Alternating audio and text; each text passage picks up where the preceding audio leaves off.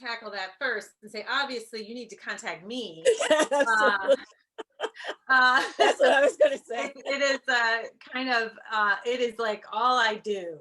I love doing it though. So I obviously really do love bringing people together for lots of different purposes. So, but aside, all kidding aside, I do think it is becoming a little more difficult because of not just because of COVID, but also I know Fractured Atlas, which was running the Space Finder program, which was in New York and Philadelphia and a lot of cities across the country.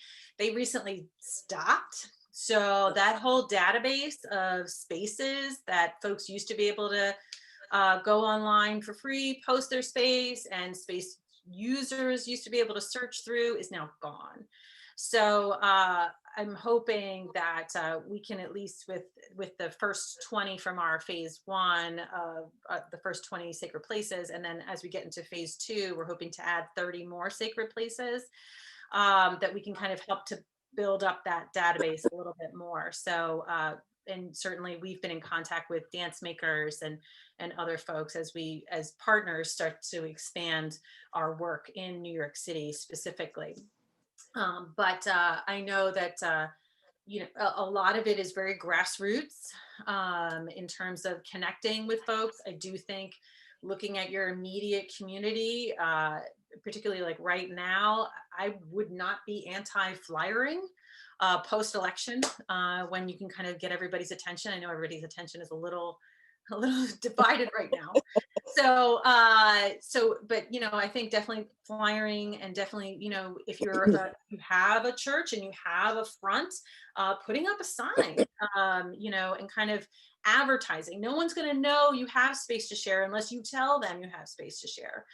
If your congregation has a website, put it on your website. Space sharing, space for use or rental, or however you want to phrase it, and really kind of get down to like, what does your space entail? How many spaces do you have?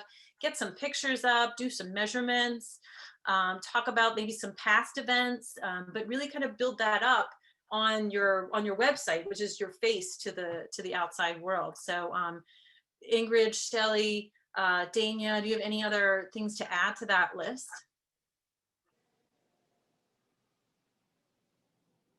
I would say I owe it all to Karen this time around, but as someone who's constantly looking for space, if you post on your website or on your door, I would see it if you were in my neighborhood. And I know that would be the same for a lot of my fellow dancers. Yeah, I would also suggest like putting it something in like neighborhood newspapers kind of thing. Just that you have space available and people will see it.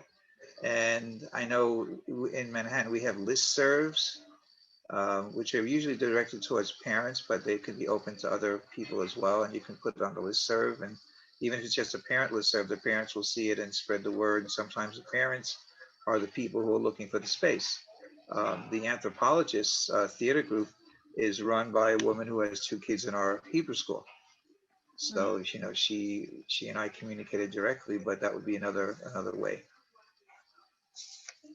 And also just local politicians, local community organizations, but politicians also.